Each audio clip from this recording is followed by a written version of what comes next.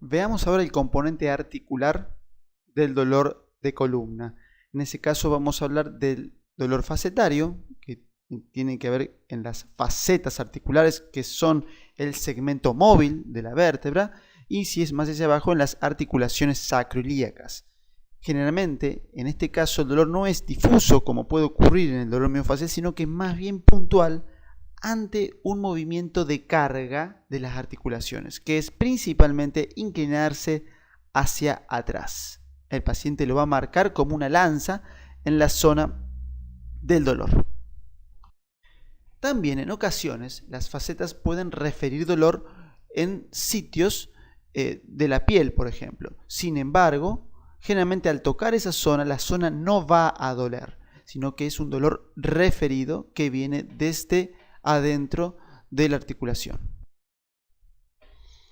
En cuanto al componente articular, también hay que hablar de los ligamentos. Los ligamentos iliolumbares, los sacroilíacos, los sacroespinosos y los sacrotuberosos son causa frecuente de dolor referido, y tal es así que el doctor George Stuart Hackett, en su libro, describe los patrones de dolor referido, que muchas veces se pueden confundir con patrones radiculares. La diferencia es que el patrón de dolor referido saltea segmentos y no es en forma continua, y además el descriptor de dolor. Para confirmar un dolor ligamentario, uno podría inyectar el ligamento causal con anestésicos locales y ver si el dolor se va en el momento. También cuando uno inyecta el ligamento, el paciente dice: ese es el dolor que tengo.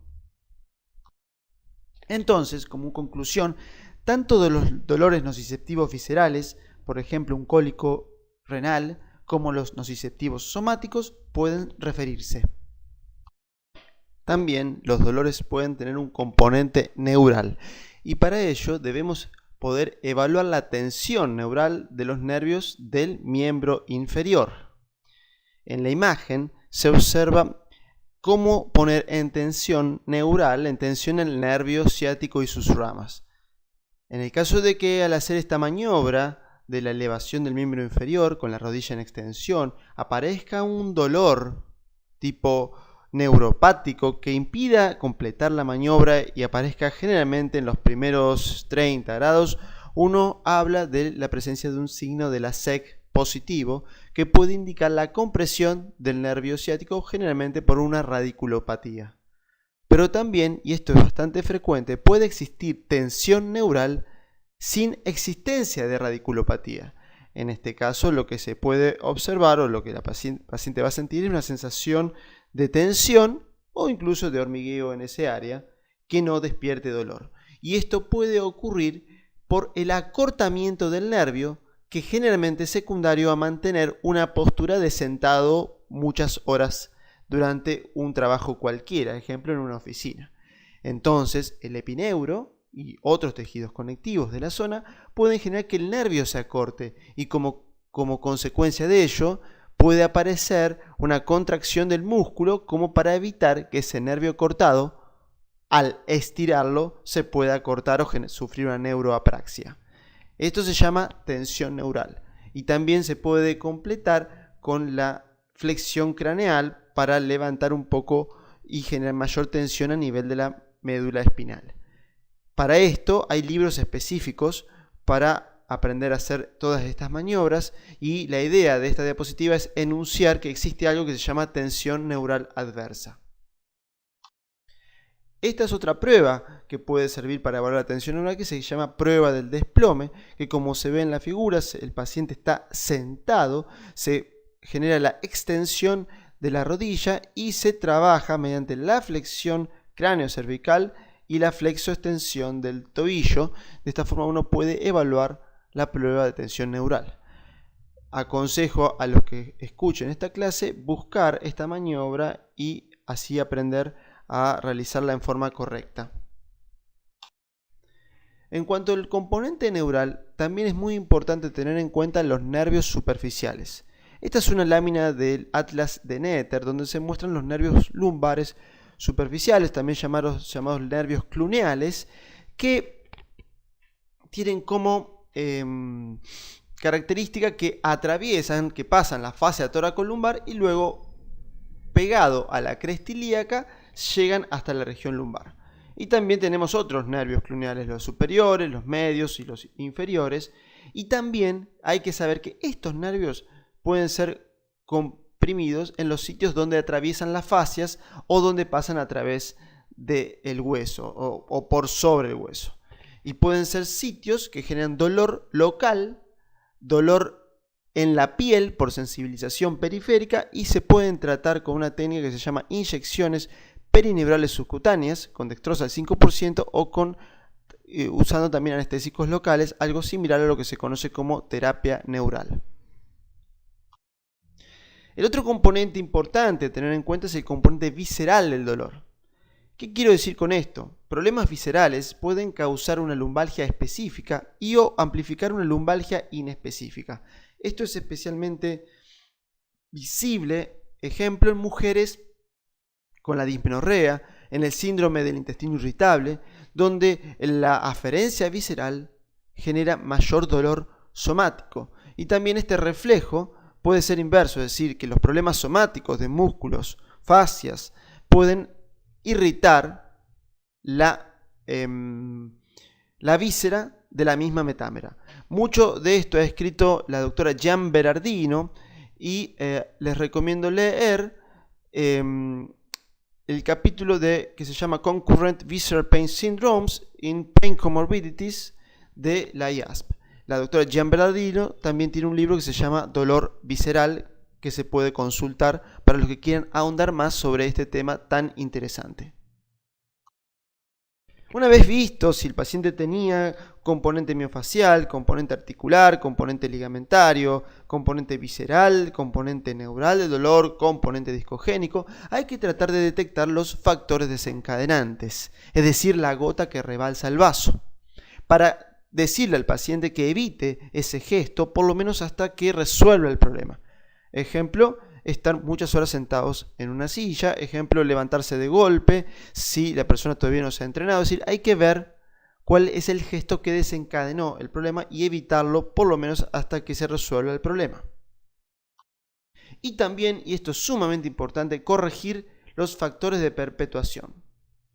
Los factores de perpetuación son aquellos que hacen que una persona, por ejemplo, vaya a una sesión de masaje, se haga un desgatillamiento miofacial, mejora un tiempo y después vuelve porque el síntoma volvió. ¿Qué significa esto? Que existe algo que nosotros como médicos no estamos atendiendo y no estamos tratando, o algo que pese a que estemos tratando aún no se resolvió. Y hace que tengamos que estar siempre tratando de curar al paciente y nunca se resuelve el problema. Entonces la clave va a ser resolver esos factores de perpetuación. Para mencionar, vamos ahora con el síndrome cruzado inferior, que está descrito Janda y también lo toma Leon Chaitov en su libro de técnicas de liberación posicional del año 2009.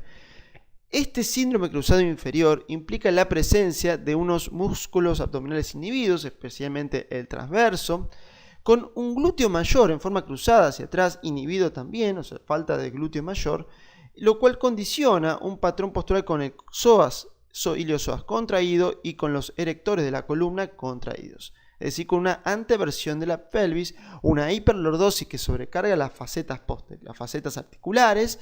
Hay una sobrecarga de los erectores de la columna, lo cual genera dolor miofacial en los erectores de la columna, incluso en el cuadrado lumbar. Y este patrón debe ser corregido. Posiblemente, después lo vamos a ver, con la entrenamiento de la zona media, principalmente, y la elongación de la cadena posterior, entre algunas otras medidas. Resulta muy interesante tener en cuenta la perspectiva evolucionista del dolor lumbar.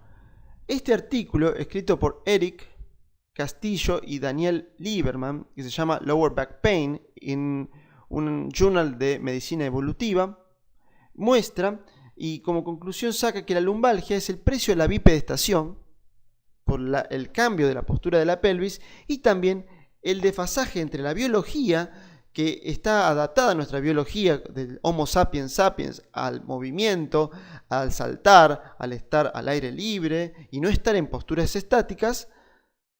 Y este desfasaje entre esto, que es nuestra biología, a lo cual estamos adaptados, y las condiciones de la vida moderna, en las cuales el sedentarismo y los trabajos detrás de un escritorio son moneda corriente. Es muy interesante este punto de vista. Es decir, que las alteraciones posturales juegan un rol fundamental en todo lo que sea dolor musculoesquelético. Y esto tiene que ver con la existencia de una disociación entre la biología, que son nuestros genes y para los cuales estamos adaptados, y nuestra cultura, que es nuestro estilo de vida que depende de nuestras condiciones de vida, y esta es la causa raíz. Esta es la causa raíz. Les aconsejo seguir mucho la página de Intramed, donde el doctor Daniel Flichtenstein hace referencia a este concepto, la disociación entre la biología y la cultura. Es así que la patología osteomioarticular puede ser considerada como un síndrome de civilización, al igual que la diabetes mellitus tipo 2, al igual que la obesidad, al igual que probablemente la hipertensión, muchas enfermedades autoinmunes, enfermedades alérgicas, ciertos tipos de cáncer, que más que tienen que ver con su causa raíz en el estilo y condiciones de vida.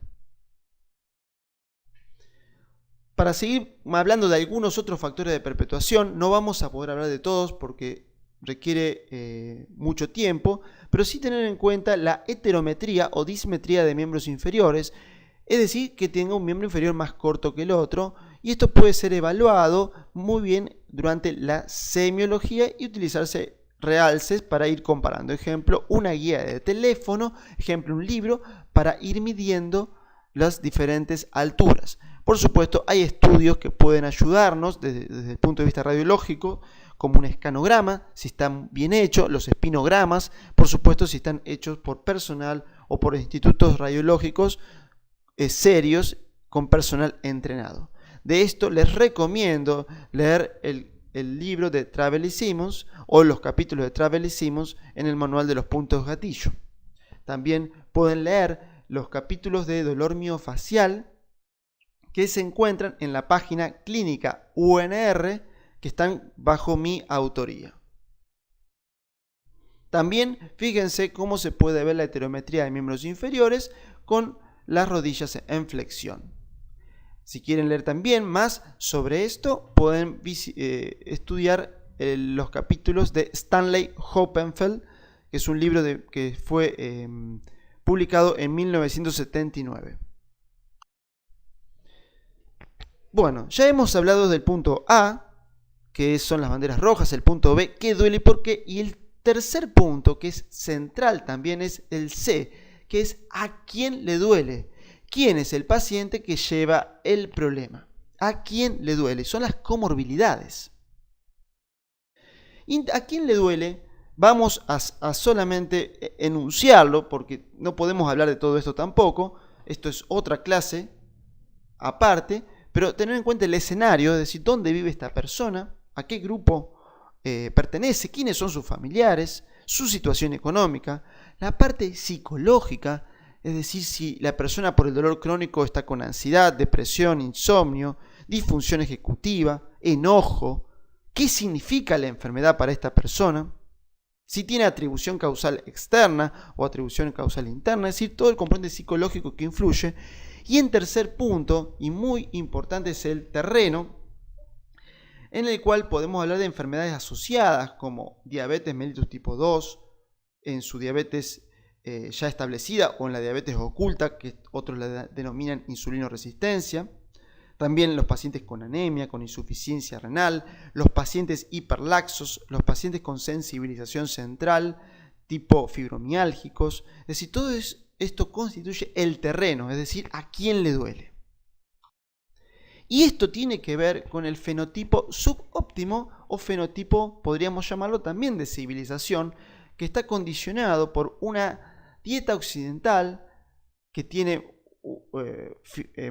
actualmente muchos productos ultraprocesados, al estrés crónico de la vida diaria, a la inactividad física, a la exposición solar inadecuada, a un ritmo circadiano inadecuado, a la alteración de la microbiota intestinal y también a la alta exposición a contaminantes ambientales. El punto C tiene que ver con mejorar este fenotipo subóptimo. En nuestra evaluación de dolor osteomioarticular tenemos 3 puntos centrales. A, las banderas rojas. B, qué duele y por qué duele, que es el componente específico de dolor osteomioarticular. Y el punto C, a quién le duele, que son las comorbilidades, teniendo en cuenta los 3 puntos: escenario, psicológico y terreno.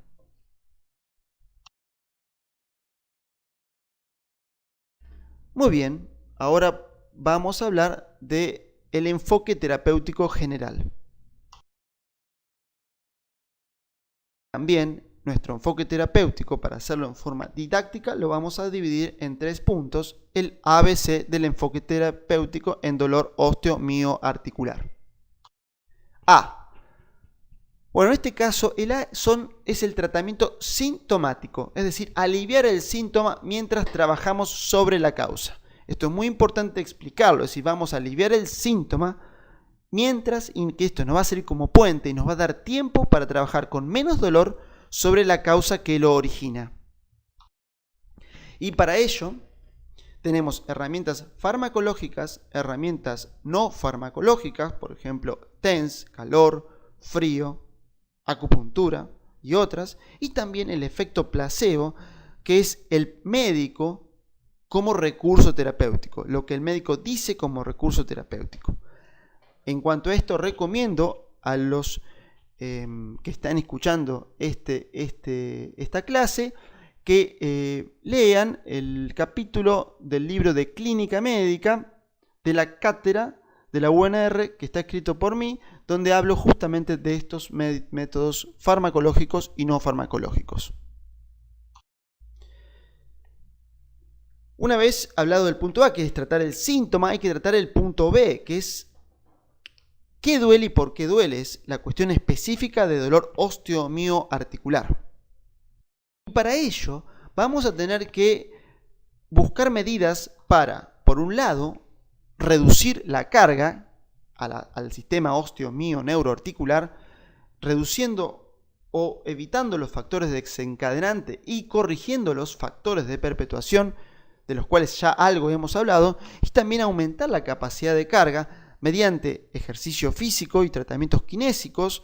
Estos van a ser tendientes a fortalecer la zona media, elongar la cadena posterior y lateral de miembros inferiores y generar mayor propiocepción y también ganancia de masa muscular en caso de sarcopenia. Hay mucho más al respecto, pero quiero que se quede el concepto básico. En cuanto a la nutrición, también va a ser muy importante y vamos a mostrar una lámina que habla de esto.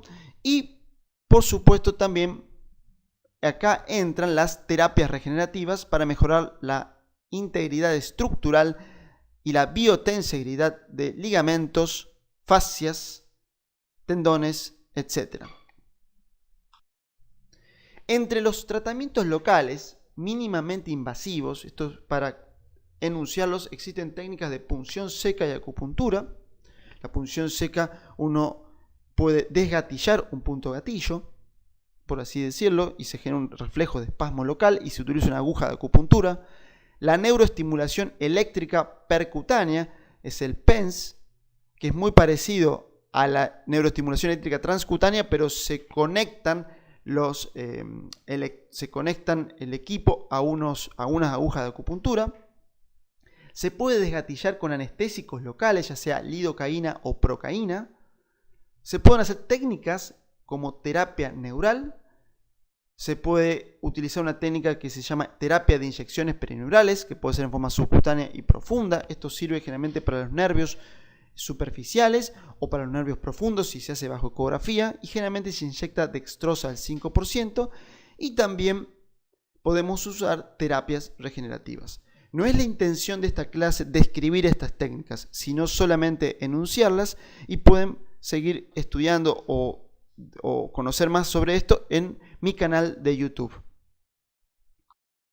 sí quería hacer una mención a las inyecciones de regeneración. Proloterapia es una terapia de proliferación en la cual se inyecta dextrosa hipertónica, de modo de generar una respuesta inflamatoria local en el ligamento dañado, por ejemplo, o un tendón dañado, y esa respuesta inflamatoria nueva lleva a la reparación. La inyección de plasma rico en plaquetas, en la cual lo que se va a inyectar es un enriquecido de plaquetas, es un concentrado de la propia sangre, donde se sacan las plaquetas y se concentran. Y las plaquetas tienen los factores de crecimiento. Y también ahora están cada vez más en estudio el tratamiento que se llama con células madre, que en realidad uno debería llamarlo, por ejemplo, aspirado concentrado de médula ósea, o BIMAC, que es el nombre que se le debería dar, o un concentrado que se puede hacer también por extracción de células de la grasa, que tienen también mezclados entre esas sustancias células madres mesenquimales. Y eso también se puede inyectar en los ligamentos que uno encuentre dañados en la columna de acuerdo al examen físico. Por supuesto, son técnicas más avanzadas, pero está bueno que la gente que escuche sepa que existen y que cada vez se están desarrollando más. Lo ideal en columna es realizar todo este tipo de procedimientos bajo control ecográfico. En cuanto al tratamiento, también dijimos que se podían desactivar los puntos gatillo. Acá se muestra una desactivación de puntos gatillo miofaciales con frío, con un spray, y también en la otra lámina con inyección de anestésicos locales. Esto mismo se puede hacer con aguja seca, o también se puede utilizar la electroestimulación con aguja o sin aguja. Para ilustrar también, vamos a mostrar la terapia de inyecciones perineurales, que se puede realizar sin guía ecográfica bajo reparo anatómico, por ejemplo inyectando gran cantidad de dextrosa al 5% sobre la cresta ilíaca, o si el médico está más avanzado y utiliza guía ecográfica, puede buscar la zona de constricción nerviosa bajo ecografía e inyectar alrededor del nervio. El punto C de tratamiento es el tratamiento inespecífico y es el tratamiento de las comorbilidades, en el cual uno debe tratar el componente psicológico, ver si puede modificar de alguna forma el escenario. A veces el médico no lo puede hacer en forma directa, sino que eso generalmente tiene más que ver con las políticas de salud a nivel general y con las condiciones socioeconómicas del paciente. Y por último, el tratamiento de la diabetes, de la hipertensión, del tabaquismo, de la insulinoresistencia, todo lo que sea terreno.